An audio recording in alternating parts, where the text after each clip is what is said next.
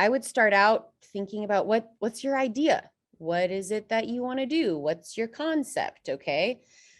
Um, and then collect your assets. So I have a bunch of different things going on here. I broke these all up into layers in my Photoshop file.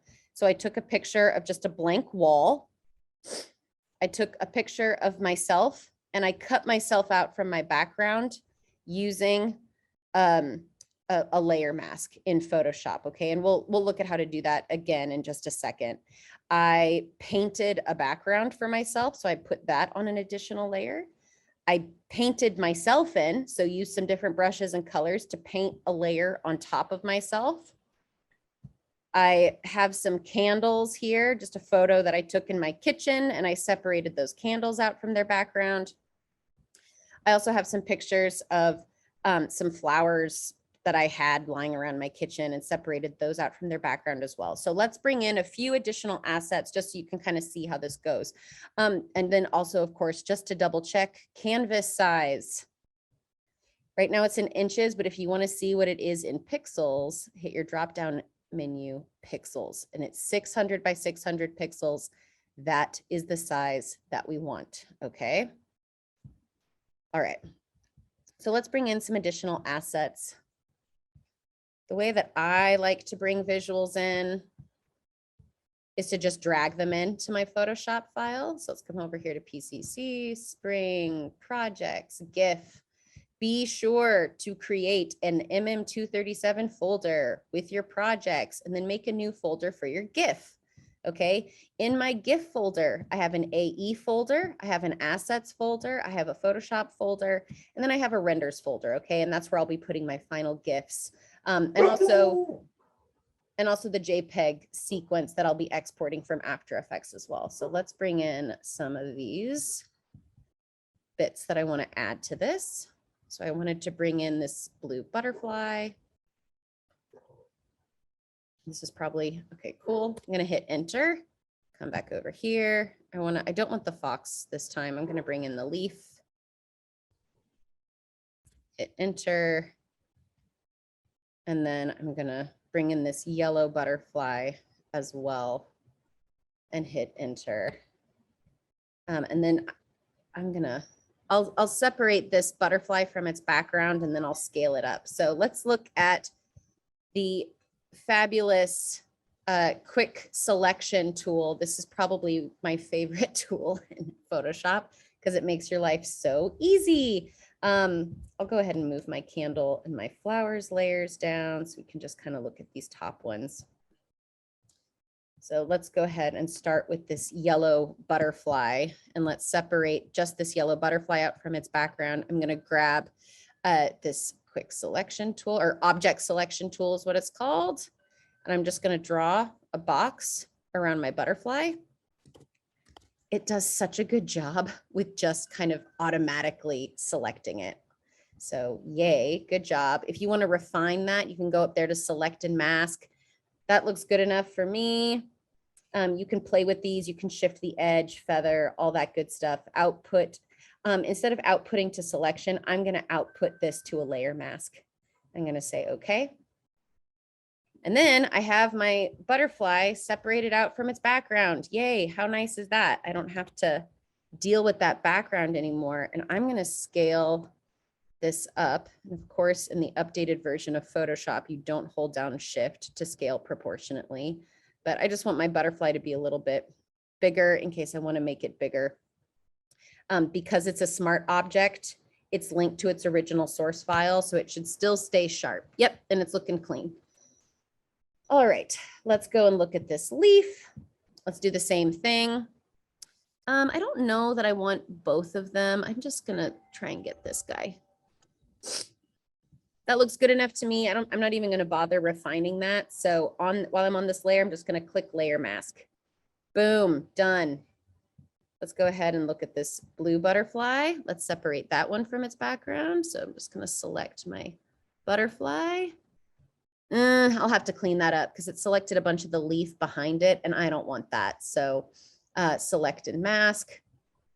Let's come over here and clean that up.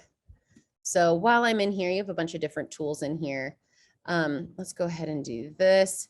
right now, I don't know if y'all can see that, but there's a plus sign within that circle. I'm going to hold down Option or Alt on my keyboard to subtract that. And so I'm going to click on those things that I don't want. And I might need to go back in there with a brush to make this more detailed. Clean that up. This.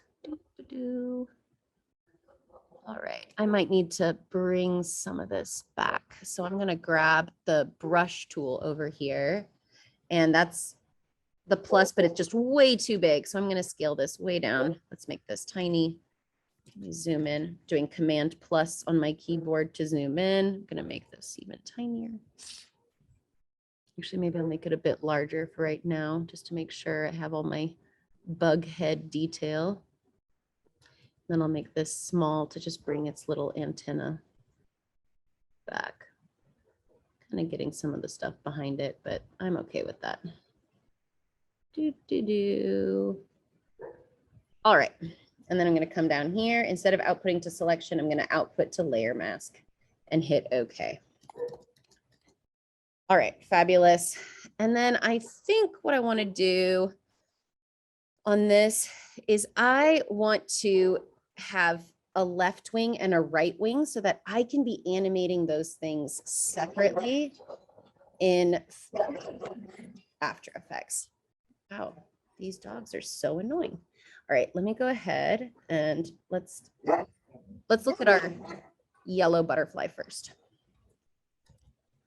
So in order for me to separate out this wing, what I'm going to do, convert to Smart Object. And then it just kind of gets rid of that layer mask and then kind of squishes this back into being one thing. There's multiple ways of doing this. That's just the way that I'm doing it right now.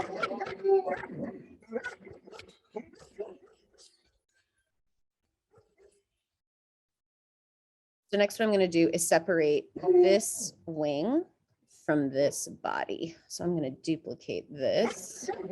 So let's grab this. I'm going to use just my basic lasso tool and trace this because it doesn't have to be perfect for what I need. I can be kind of sloppy with that bit. Copy paste. So I have my little bug body polygonal lasso just to give myself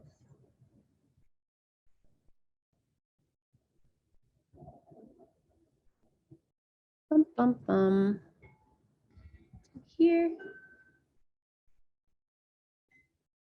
here. Okay. Then I'll copy paste that and move that to the top, turn that eyeball off. And so now we have our wing that I can animate and rotate. Good. And then we have, so there's our wing. Okay, great. And then there's our bug body underneath. So I'll call this yellow wing, and I'll call this yellow body. And I'm not going to bother with the other butterfly because that took a bit of time. And then for my leaf, that one's good. I don't need to do anything with that. I can leave that on its layer mask. It's fine. Okay, let's go ahead and save this. File, save. And now let's bring these layers into After Effects. All right, so over here in After Effects, I have created a composition that is also 600 by 600 pixels. So let's go ahead and look at these composition settings. When you click on a GIF in the, when you click on a composition in the project panel, it'll show you what you have selected. So I have this being 600 by 600 pixels. I have this being 5 seconds long and 12 frames per second. That means I'm going to see 12 pictures for every 1 second. Okay. And I changed that down to 12. So if we come over here to composition settings, I changed this from 24 down to 12 because when when we bring this into Photoshop, we're going to be bringing this in as a JPEG sequence. Like we're going to render this out from After Effects as a JPEG sequence and then bring that JPEG sequence into Photoshop. Okay. So those are the settings that I created for this. Now let's bring in our Photoshop layers. Just like our Illustrator project, we don't want to bring our Photoshop files in as footage. We want to bring these in as composition retain layer sizes. Open. Editable layer styles, yes. Great, okay. And so now I have all of these individual layers, hoorah. And I also have what it looked like in my Photoshop all right here. Okay, so if I clicked on this, this would also be 600 by 600 pixels, and it would have all of my individual layers in it, just how I had them in my Photoshop file.